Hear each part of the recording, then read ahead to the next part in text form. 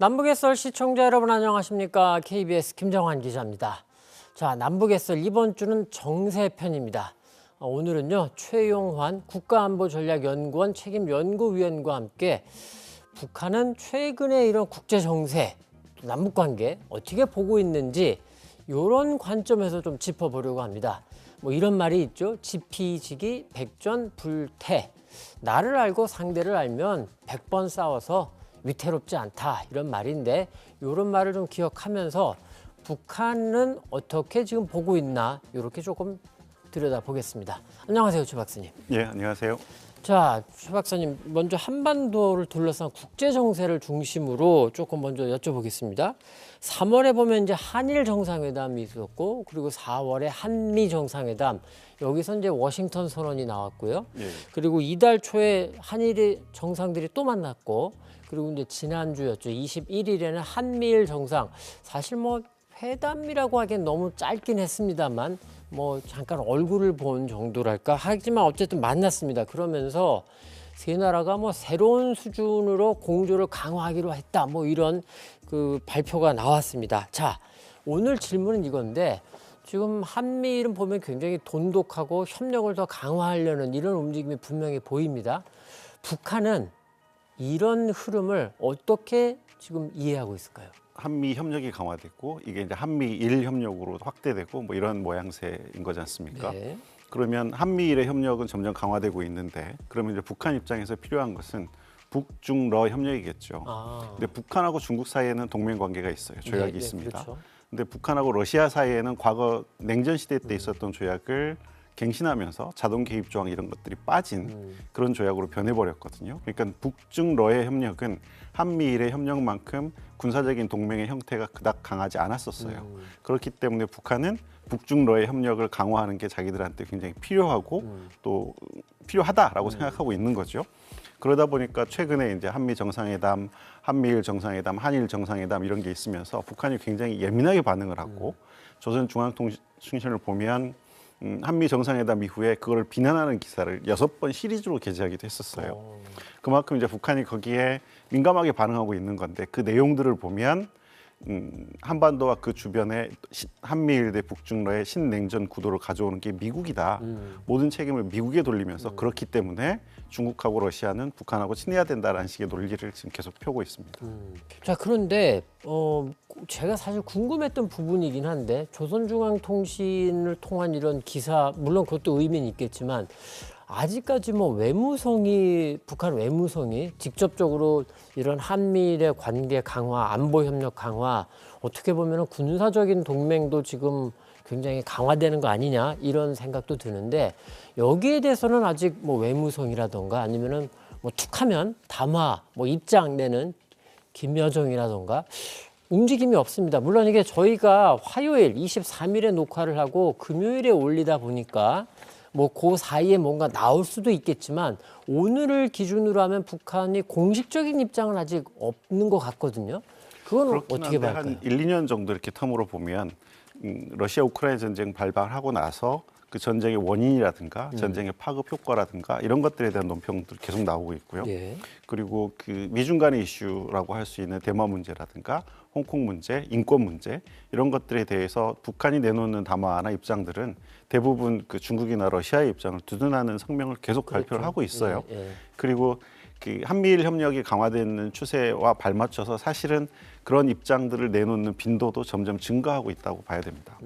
그럼 이것도 조금 궁금해집니다. 이번에 이제 한미일 정상이 뭐 짧게 한번 교도통신 보도에 의하면 한 2분 정도 만났다 뭐 이렇게 나오던데 어쨌거나 새로운 수준의 공조를 서로 하기로 했다. 그리고 이제 바이든 미국 대통령이 뭐 한일 정상을 뭐 워싱턴으로 또 초청한다. 뭐 이런 얘기도 있었는데 그러다 보니까 뭐 7월에 이제 워싱턴에서 만날 거다. 뭐 이런 얘기도 조금씩 나옵니다. 자, 여기서 말한 새로운 수준의 공조, 뭐 생각해 본다면 뭐 어떤 게 있을까요?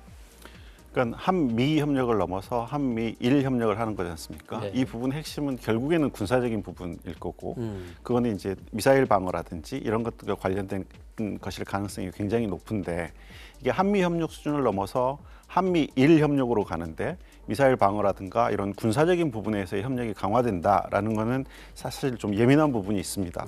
우리로서는 북한의 위협을 방어하기 위해서 당연히 이것이 필요하다라는 입장이지만 좀 동북아 전체 측면에서 보면 중국이나 러시아 입장에서는 일본까지 개입된 한미일 군사협력에 대해서는 중국이나 러시아 역시도 민감하게 반응할 수밖에 없는 그렇죠. 거거든요. 네. 그러니까 그 수위를 어떻게 조절하느냐가 굉장히 중요하고 그런 의미에서는 이제 한미 정상회담 할 때 한국이 NPT에 잔류가 아니죠. NPT에 준수하기로 네. 했고 그리고 그럼에도 불구하고 확장 억제력을 어느 정도 강화하기로 했다라는 부분에 대해서 미국이 중국에 설명했다라고 이야기를 하잖아요. 그럼 미국이 일방적으로 설명한 것도 있겠지만은 중국이 어떤 역할을 할 것인가에 대한 요구나 질문 같은 것도 저는 있었을 거라고 추정을 합니다. 그런 것들이 이제 좀 겉으로 드러나는 것 이외에 이게 전체 동북아 차원으로 확산되지 않도록 관리하는 그런 차원의 노력들이 있어야 되고 또 있기를 바랍니다. 그럼 거기서도 사실은 우리가 좀 짚어봐야 될 질문들이 조금 있긴 있는데 뭐 오늘은 이제 특히 북한의 입장에서 이런 조금 그 전제로 깔고 질문을 드리고 있습니다만 이런 궁금증도 있긴 있습니다. 아까 이제 한미일이 그렇게 협력을 강화하는 그 거의 군사 동맹으로 가는 거 아니냐라는 얘기가 나올 정도로 강화하는 모양새니까 북한도 뭐 북중러 이거는 뭐 당연히 우리가 생각할 수 있는데 예. 아마 그래서겠죠. 김덕훈 내각 총리가 주북 중국 대사와 또 만나기도 했습니다. 그러면서 이제 서로 뭐 어떤 일이 있어도 두 나라의 협력을 강화한다. 뭐 이렇게 또 밝히기도 했다. 이런 보도도 나왔는데 근데 제가 좀 궁금한 게 지금 중국이 물론 미국과 관계가 지금 굉장히 안 좋기 때문에 중국으로서는 북한을 필요로 하는 측면도 있고 러시아도 마찬가지입니다만 근데 또 한편으로는 4월 한미 정상이 만나고 워싱턴 선언이 나오면서 그리고 지금 미국의 전략 핵잠수함이 뭐 필리핀 근해에 있다. 그리고 이제 언제가 될지 모르지만 우리 대한민국에 기항을 할 거다. 이제 이런 관측들이 나오는데 예. 그게 중국으로서는 좀 편치 않을 수 있지 않습니까? 미국의 전략 자산이 이전보다 훨씬 더 적극적으로 전개가 될 수도 있고 그리고 또 전략 핵잠수함이 한국에 들어오고 뭐 핵 항공모함이 들어오기도 했었지만 이게 서해로 올라올 수도 있는 거고 중국 입장에선 여러 가지로 좀 불편할 수도 있을 것 같은데 어떻습니까? 그렇죠. 당연히 불편한 측면이 있는 거죠. 그러니까 중국 입장에서 보면 북한이 전략적인 자산이냐 전략적인 부담이냐에 대한 계산이 계속 있는 거예요. 이미 2007, 8년 북한이 본격적으로 핵실험을 하기 시작할 때쯤부터 중국 내에서 전략적 자산인가 부담인가에 대한 논란들이 있기 시작했었고 그랬죠. 예. 지금도 그건 지속되고 있다고 생각합니다. 그러니까 미중 간의 관계가 굉장히 나쁠 때 북한이 가지는 어떤 동북아에서 전략적인 융통성이 증가하는 건 분명하지만 그것이 일정 수준이 넘어서서 미국이 서태평양의 군사력을 증강하는 명분이 된다든가 일본이 재무장하는 명분까지 가는 거는 중국으로서는 바람직스럽지 않은 상황이잖아요. 지금 거의 그 경계에 와 있는 좀 미묘한 상황이라고 볼 수 있을 것 같습니다. 자, 그러면 북한 입장에서 북한은 이제 김정은 위원장 본인이 직접 지금의 국제 정세를 신냉전 이렇게 규정을 했고 그걸 명분 삼아서 이제 또 미사일이라던가 핵이라던가 이런 군사력을 증강하고 있는 건데 과연 북한이 바라는 만큼 이 중국과 러시아가 한미일이 뭉치는 것처럼 그렇게 뭉칠 수 있을까요? 어떻습니까? 일단 지금 단기적인 구도는 이제 그 우크라이나 전쟁 때문에 러시아하고 미국 사이 굉장히 안 좋고 그렇죠. 그리고 중국하고 미국 사이도 굉장히 긴장 관계에 있기 때문에 어느 정도의 어떤 역으로 발생하는 구심력은 분명히 존재한다고 생각합니다. 그렇지만 중국이 지향하는 세계 그리고 러시아가 지향하는 세계 그리고 북한이 원하는 세상은 다 조금씩 다른 것 같아요. 물론 한미일도 그런 측면에서 마찬가지지만은 그게 일단 그 북한 입장에서 보면 지금은 중국이 굉장히 필요하고 중국의 도움이 있음으로 해서 미국의 압력을 이겨내는 측면이 있지만 그렇죠. 북한은 전통적으로 중국의 영향력이 너무 세지는 것을 그렇게 원하지는 않았어요.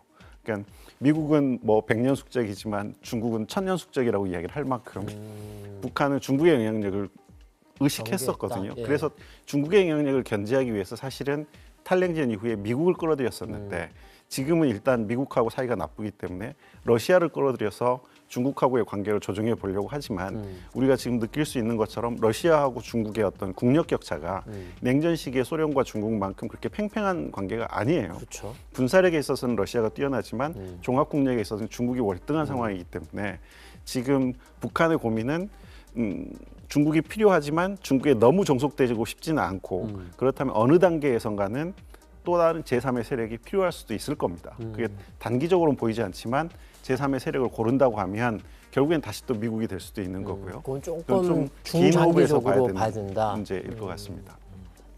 자, 그리고 한미일 정상이 이제 21일에 만난 그 시점에 사실은 일본 히로시마에서 이제 G7 주요 7개국 정상회의가 열린 그 시점입니다. 정상회의에서는 이제 공동성명이 나왔는데 보면은 북한을 겨냥해서 탄도미사일 발사를 규탄한다. 또 추가로 도발하면 강력한 국제적 대응에 직면할 거다. 그리고 이제 제가 영어 원문은 찾아보질 못했습니다만 완전하고 검증 불가능하며 불가역적으로 핵을 포기해라. 이건 이제 과거의 CBID 같은 이런 느낌이긴 한데 이런 거를 또 공동성명에 담았고 러시아에 대해서도 우크라이나를 지원하는 구체적인 조치를 거론하겠다. 뭐 이런 얘기가 있었고 또 중국에 대해서는 힘, 강압에 의한 일방적 현상 변경을 강력 반대한다. 또 타이완, 대만 문제의 평화적 해결을 촉구한다. 이런 게 있었습니다.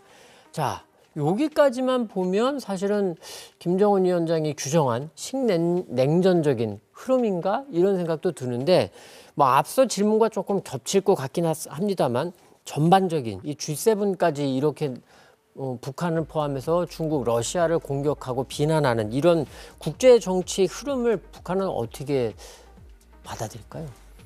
일단 그 G7에 대해서는 G7 그 공동성명에 대해서 뭐 여러 가지 평가를 할 수 있을 것 같은데요. 전반적으로 물론 러시아에 대한 입장, 중국에 대한 입장들이 들어있긴 했지만 러시아에 대해서 상대적으로 좀 더 강경하고 중국에 대해서는 디커플링이 아니라 디리스킹 이런 표현들을 쓰고 있었기 때문에 뭔가 좀 수위가 살짝 떨어졌거든요. 그러니까 아마 그 G7이 느끼는 위협의 수위일 수도 있고 혹은 중국과 러시아의 국력 격차에 대한 반영이라고 저는 생각하는데 일단 중국을 완전히 적으로 내세우기에는 G7이 약간 주저하는 측면이 분명히 보이는 거죠.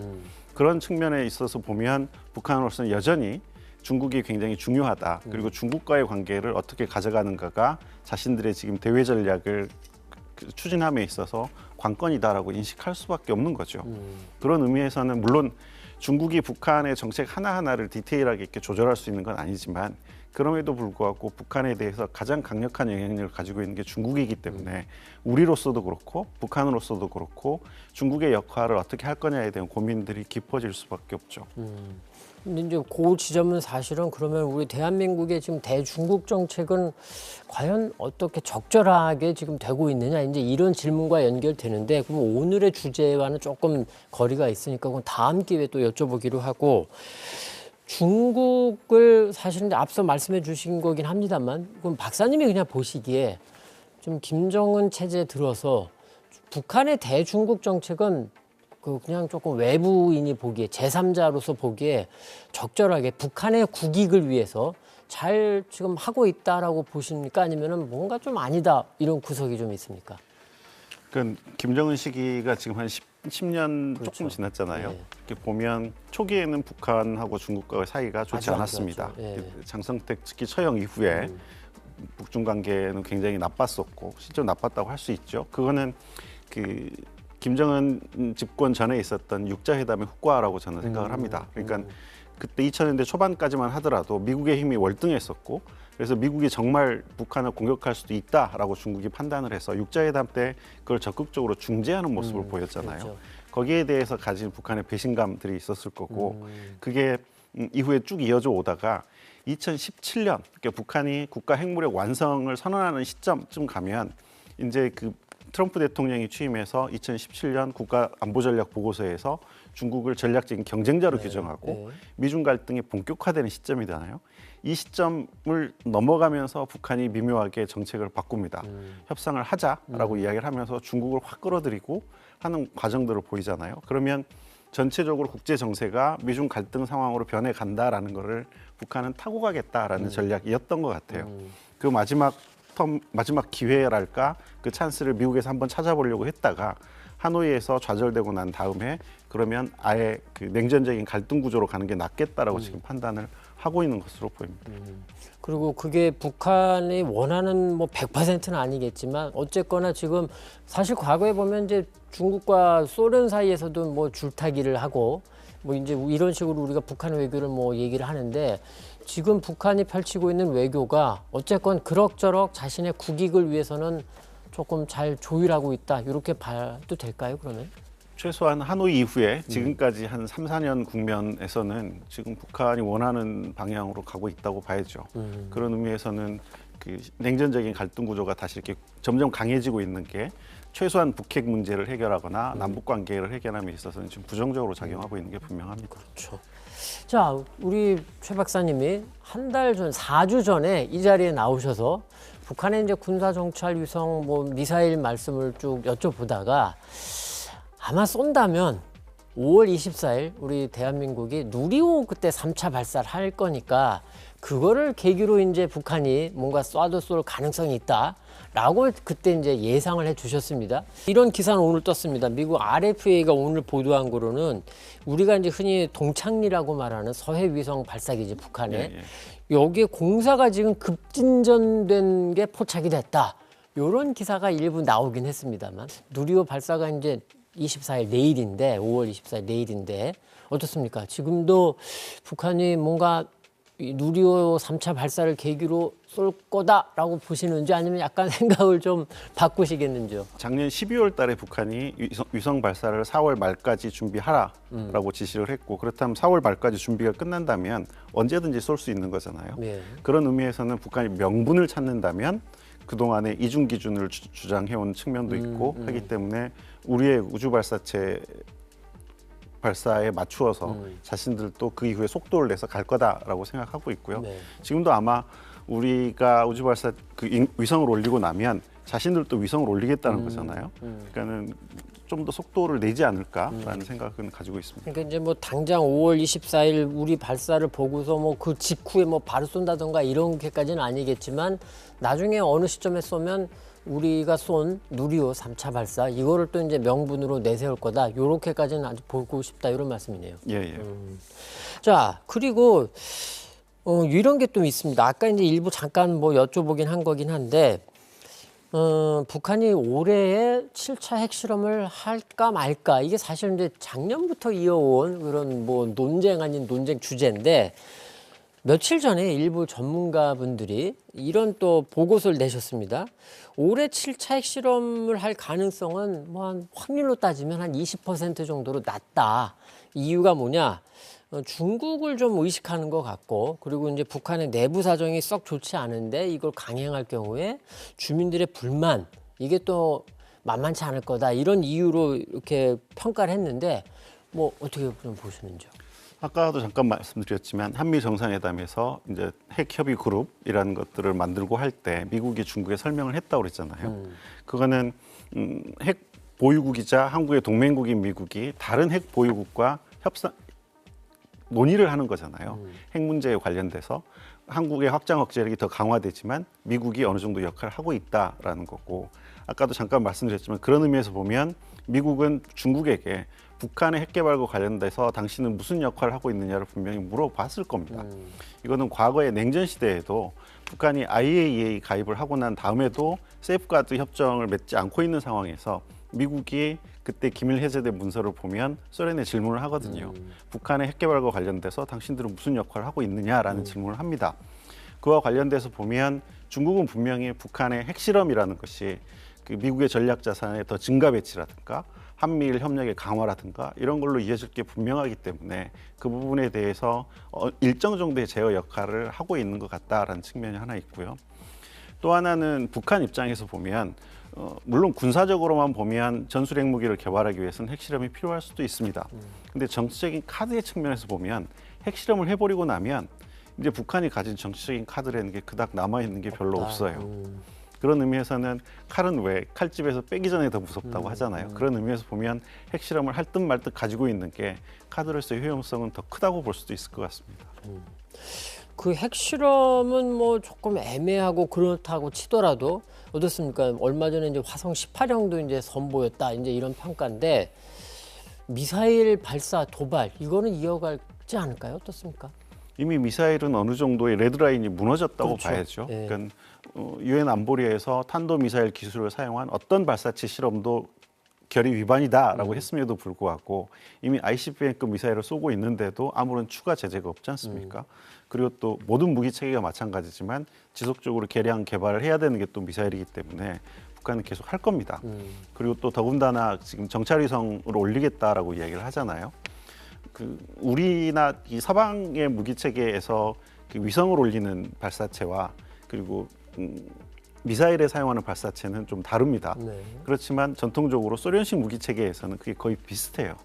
그런 의미에서는 북한은 계속 위성 발사 명분이든 아니면 ICBM 실험이든 미사일 실험은 계속 한다고 봐야 될 것 같습니다. 자, 북한이 이제 지난해와 올해 그 계속 화성형 미사일을 쐈을 때, ICBM을 쐈을 때 미국과 우리 뭐 서방에서는 이제 제재를 계속 하려고 했고 추가 제재를 하려고 했지만 사실상 중국과 러시아가 이제 거부권 행사하면서 유엔 차원의 제재는 다 안 됐는데 뭐 이런 분위기는 북한이 또 쏜다면 우리는 또 하려고 하겠지만 또 중국이 러시아가 막을 거다 이렇게 보는 게 일단 합리적이겠죠 지금은.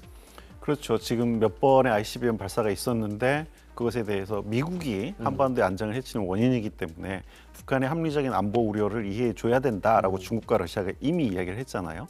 상황이 크게 바뀐 게 없는데 또 실험을 했다고 해서 이번에는 북한이 잘못했다라고 할 가능성은 높지 않다고 봅니다. 핵실험의 경우는 어떨까요? 핵실험은 좀 다른 것 같아요. 그거는 명백하게 이제 그 누가 봐도 NPT를 NPT 원칙을 깨고 있는 것들이고 그렇기 때문에 그거에 대해서는 조금 더 강경하게 움직이지 않을까 싶습니다. 그렇다고 해서 뭐 중국이 뭐 북한에 대해서 갖고 있는 태도를 뭐 확 또 거둔다거나 이렇게까지 가지는 않겠죠. 만약에 북한이 핵실험을 한다고 해도. 지금으로서는 핵실험을 한다고 해서 중국이나 러시아가 북한에 대한 어떤 추가 제재에 뭐 적극적으로 찬성한다거나 그렇게 보이지는 않습니다. 그 북한이 중국의 반응을 의식했다 아니면 뭐 눈치를 본다 그래서 핵실험 시기를 조금 저울질하고 있다 이런 평가는 어떻게 보실까요? 사실 지금 북한의 뭐 내부 상황이 코로나 이후에 뭐 정확히 알려지지는 않았지만 북한으로서는 뭐 3년 이상의 셀프 봉쇄도 있었고 북한의 경제가 녹록치 않은 것은 굉장히 분명해 보입니다. 그러면 북한이 지금 이제 국경 개방을 준비하고 있는데 특히 북중 교역이 어떻게 되느냐가 향후에 북한의 어떤 그 경제적인 부분과 관련돼서 제일 중요할 텐데 그런 의미에서는 중국의 어떤 영향력이라든가 의견이라든가 이런 것들을 북한이 무시하고 가기는 힘든 측면이 있겠죠, 분명히.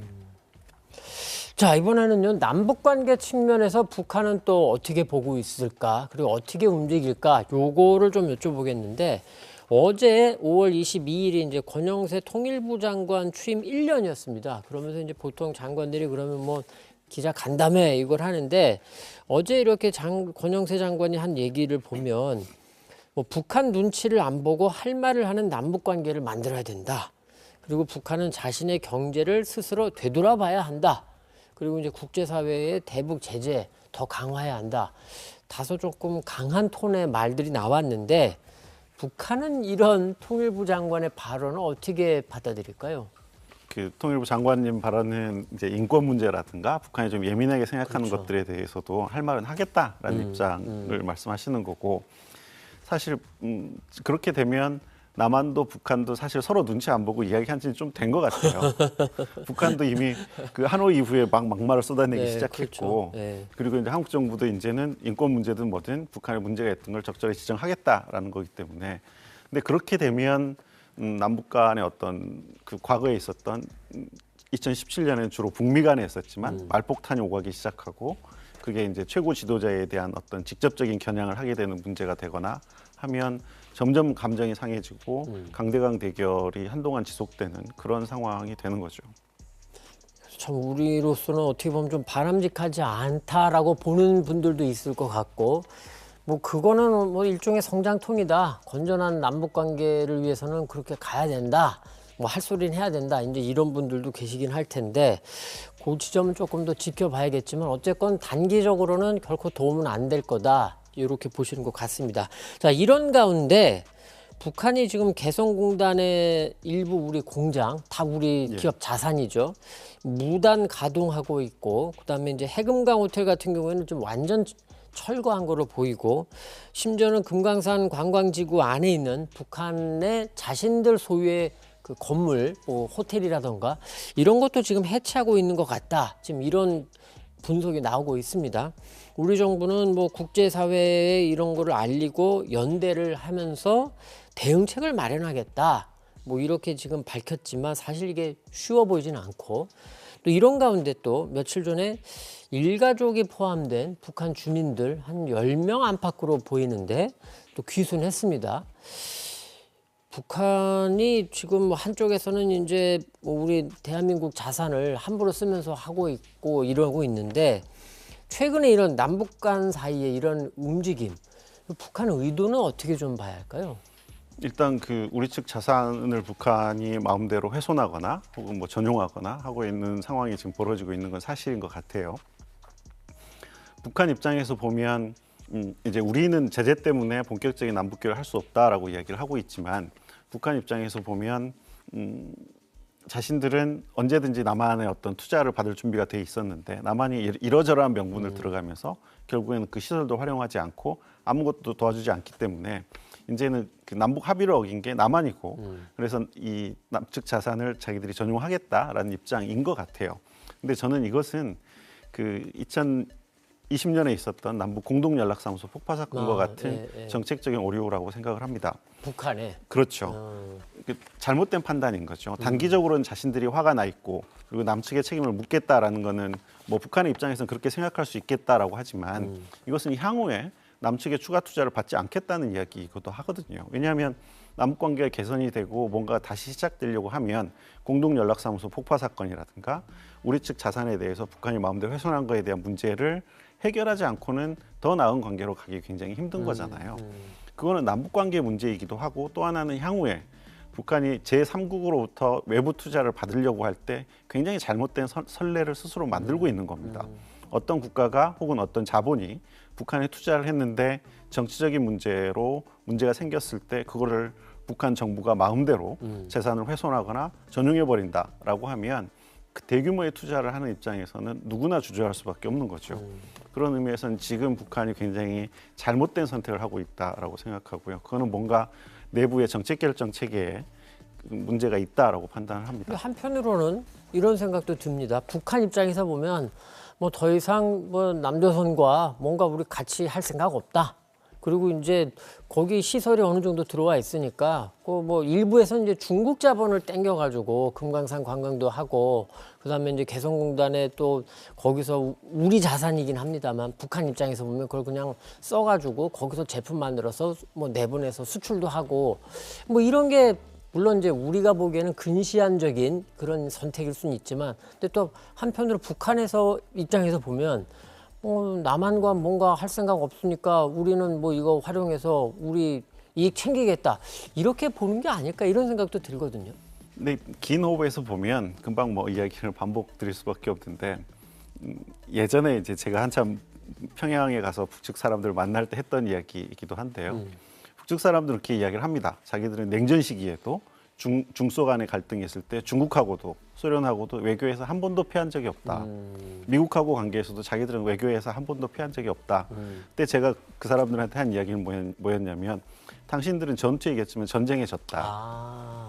그 국면에서 이긴 것 같지만 그게 누적돼가지고 결국에는 지금의 이런 상황을 만든 것은 당신들이 만든 거다라고 나는 입장이고 전 지금도 그 입장이 변함이 없거든요.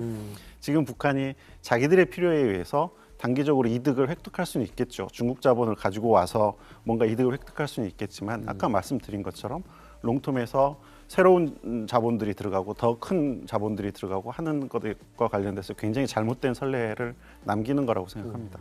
그리고 일가족 귀순은 어떻게 좀 보실까요? 과거에 보면 이런 귀순이 있을 때 북한이 아예 대응을 안 하거나 뭐 배신자는 가라 뭐 이런 식으로 해서 그냥 모른 채 하다시피 해서 넘기거나 아니면은 좀 문제 삼거나 이런 경우들이 있었는데 이번 건은 어떻게 북한이 움직일까요? 아마 특별한 반응을 보이지 않을 것 같기는 해요. 근데 이제 이것이 이제 선박으로 들어오신 거죠. 네. 그러니까 코로나 이후에 북한이 굉장히 강하게 국경 통제를 하고 있었는데 그것이 뭔가 조금 느슨하게 움직이고 있는 계기인 것 같기도 하고 그리고 국경이 열리면서 추가적으로 이런 그 탈북 사태라든가 이런 것들이 증가할 가능성이 분명히 존재하죠. 그런 의미에서 북한 스스로의 어떤 경각심이 높아지는 계기는 됐겠지만 그것을 적극적으로 문제를 삼아서 북한이 얻을 수 있는 건 지금 국면에서는 별로 없는 것 같습니다. 자, 그리고 이제 요것도 조금 여쭤보고 싶습니다. 과거에 김대중 대통령이 이제 처음으로 남북 정상회담해서 갈고 그 이후에 남북 관계가 비교적 빠른 속도로 진행이 되니까 한편에서는 뭐 속도 조절론도 나오고 통일 방안에 대해서 북한과 이런저런 뭐 얘기도 나온 거 아니냐 이런 우려도 있었습니다. 그렇지만 어쨌거나 우리 대한민국 정부의 그 남북 통일 방안은 이제 민족 공동체 통일 방안 뭐 이렇게 지금 돼 있는 걸로 아는데 YS 김영삼 정부 때 이제 나온 거로 알고 있는데 그 이후에는 어떤 정부도 보수건 진보건 떠나서 통일 방안 자체에 대해서 왈가부한 기억이 저는 좀 안 나는데 근데 최근 들어서 윤석열 정부가 지금 이 통일 방안을 조금 뭐 재검토하려는 거 아니냐 뭐 이런 움직임이 한 달 반 전쯤에 조금 일부 기사도 나오고 했었던 것 같습니다. 근데 네. 그 이후에는 크게 뭔가 안 보였었는데 그런데 통일부가 오늘 특히 이제 권영세 장관이 청년 100명을 만나는 뭐 청년 대화라는 이런 행사를 한다고 합니다. 이게 뭔가 봤더니 새로운 대북 통일 정책의 토대가 될 신통일 미래 구상을 만들기 위해서 뭐 국민들에 대한 의견 수렴이다. 그래가지고 다음 달 27일에는 뭐 북한 연구학회 회원 등 이 통일과 대북 정책 전문가 100여 명이 또 참석하는 전문가 대화를 한다. 우리 최 박사님도 나가시지 않을까 생각은 드는데 자. 저는 약간 조금 어리둥절했습니다. 아니 지금 박사님도 말씀해 주셨습니다만 지금 남북 관계가 썩 좋지 않고 자칫 잘못하면 이게 군사적 긴장도 높아갈 수 있는 상황 아닌가 싶은데 갑자기 통일 방안을 지금 좀 얘기해 보자 이런 분위기거든요. 북한은 이런 움직임을 어떻게 조금 받아들일까요? 일단 지금 북한은 이른바 투 코리아 폴리시의 정책이 뚜렷한 것 같아요. 그러니까는 통일보다는 좀 남북한의 분리를 좀 더 가는 그런 경향을 분명히 보이고 있는 그거는 이제 거거든요. 남한에게 흡수 통일될 수 있다는 어떤 좀 두려움이 있다고 봐야 할까요? 그러면? 물론 기본적으로는 그런 두려움이 근저에 깔려 있다고 봐야 될 것 같고요. 얼마 전에 작년인가요? 그 담대한 구상 발표했을 때 김여정이 담화를 발표하면서 서로 의식하지 말고 살자 뭐 그런 그랬죠. 담화도 발표를 예, 했었잖아요. 예. 그런 의미에서 보면 이제 북한은 뭔가 좀 분리해서 가는 방향으로 정책을 잡는 것 같습니다. 우리 민족 제일주의라는 것도 우리 국가 제일주의로 바뀌고 뭐 그런 측면들을 보면 담론 측면에 있어서나 또 실제 행동에 있어서나 좀 그런 게 보이고 있는 것 같아요. 근데 우리 정부 입장에서 지금 통일 방안을 논의하는 거는 제 생각에는 한 두 가지 측면인 것 같은데요. 하나는 남북 관계 악화되면서 너무 통일에 대한 비관론이 확산되는 것은 좋지 않다라는 인식이 하나 있는 것 같고요. 네. 또 하나는 금방 말씀하신 것처럼 우리의 그 민족 공동체 통일 방안이 나왔던 시점이 탈냉전 초기입니다. 그렇죠. 네. 탈냉전 초기는 이미 이제 체제 경쟁이 끝났고 북한은 언제 망할지 시간의 문제이지 결국에는 이쪽은 쇠퇴하는 체제이고 우리는 이미 체제 경쟁에서 승리한 체제이기 때문에 그 자신감이 기초해서 적극적으로 협력을 하자. 그래서 가능한 부분에서부터 협력을 해서 그 협력이 어려운 부분까지 정치 군사적인 부분까지 협력이 확대된다면 자연스럽게 통일이 되지 않겠냐라는 게 그 기능주의에 입각한 기본적인 우리 통일 방안의 논리였습니다. 그런데 지금 보니까 북한이 사실상의 핵 보유 국가로 변해버렸고 이게 단기간에 멸망하지 않을 것 같고 그리고 실질적으로 우리를 위협하는 주체로 계속 기능하고 있다면 탈냉전 초기에 우리가 가졌던 어찌 보면 과도한 자신감에 기초한 통일 방식이라는 게 맞는 거냐에 대한 근본적인 문제 제기를 하고 있는 거죠. 그럼 그런 거에 대해서 북한이 근데 뭐 호응할 리는 없지 않습니까 또? 그렇죠. 사실 북한이 생각하는 통일 방식은 또 우리하고는 또 전혀 다른 측면이 있어서 북한이 그 방식에 호응할 거다라는 거는 기대하기 굉장히 어렵지만 저는 그럼에도 불구하고 그 논의가 굉장히 중요한 것은 우리의 대북 정책이든 통일 정책이든 국내적으로 갈등이 너무 심하기 때문에 그렇죠. 그 부분에 있어서 어떤 최소한의 어떤 공통점, 합일점 이런 것들을 만들어낼 수 있다면 저는 그 자체로 굉장히 의미는 있을 거라고 생각합니다. 자, 그리고 이제 마지막으로 북한 내부 상황도 조금 여쭤보겠습니다. 지금 뭐 한창 모내기가 진행되고 있는 것 같고요. 그리고 이제 관객들은 마스크를 쓴 거가 보이긴 합니다만 뭐 어쨌거나 지난 이제 5.1절, 뭐 북한이 5.1절이라고 하는 노동절, 뭐 근로자의 날 이때는 대규모 체육대회가 곳곳에서 열렸습니다. 그리고 또 한편으로는 춘궁기 식량난은 여전해 보이고 뭐 심지어는 지금 뭐 감자를 계속 또 강조하고 있는 조선중앙TV 방송도 나오던데 그러면서 김정은 위원장의 스승이랄까 뭐 이렇게 평가받기도 하는 현철의 사망 1주기 추모 대회를 이례적으로 또 녹화 방송하기도 했고 김정은 위원장이 찾아가기도 했습니다. 묘소에. 요 최근에 이제 북한 상황이 이런저런 게 있는데 최 박사님이 보시기에 지금 북한 내부 어떻습니까? 일단 봄철이기 때문에 농번기입니다. 만성적인 식량 부족 국가이기 때문에 북한으로서는 지금 단기적으로 제일 중요한 거는 결국에는 식량과 관련된 그렇죠? 문제이고 네. 봄철 모내기를 어떻게 하느냐가 제일 중요하죠. 작년 같은 경우에는 이 시기쯤에 코로나가 발생하면서 노동력을 제대로 동원하지 못했는데 맞습니다. 예. 올해는 그런 상황이 없기 때문에 지금 노동력을 제대로 동원해야 되는 거고 또 봄철에 비료를 얼마나 확보하느냐라는 것도 굉장히 중요한 문제이고요. 그러다 보니까 김덕훈 내각 총리가 현지지도 나가고 하는 것도 대부분 농업 농촌과 관련된 문제이고 그래서 지금 농업과 농촌 문제에 굉장히 집중하고 있는 시기라고 할 수 있습니다. 그리고 조금 긴 텀에서 보면 이제 코로나가 거의 끝나가는 시점이기 때문에 북중 국경을 어떻게 할 거냐, 북러 국경을 어떻게 할 거냐 하는 거죠. 결국에는 3년간의 어떤 셀프 봉쇄를 어떻게 끝내고 외부 교역을 재개하느냐에 따라서 북한 경제가 어느 정도 살아날 수 있느냐 없느냐를 가름하기 때문에 그 부분도 굉장히 중요한 관건일 거라고 생각합니다. 그리고 또 하나는 이제 금방 말씀하신 현철의 문제인데요. 어느 나라나 그 국가를 위해서 희생한 사람들에 대해서 기억하는 방식이 거의 비슷한 측면이 그렇죠? 있죠. 예. 우리도 뭐 현충원이 있고 미국도 알링턴 국민묘지가 있고 한데 북한도 이제 그런 무슨 혁명 열사름 네. 이런 것들이 애국 존재합니다. 열사랑 혁명 근데 이 현철회가 열사랑, 독특한 거는 이른바 수령에 대한 충성이 굉장히 뛰어났던 사람이라고 이제 북한은 생각을 하는 거죠. 그러니까 김정은의 어떤 개인 교사이기도 하고 각별한 관계에 있었던 사람은 그 사람이 죽고 나서도 수령이 끝까지 그를 기억하고 보훈한다라는 이미지를 연출하기 위한 그런 방안 중에 하나일 거라고 생각합니다. 그렇군요.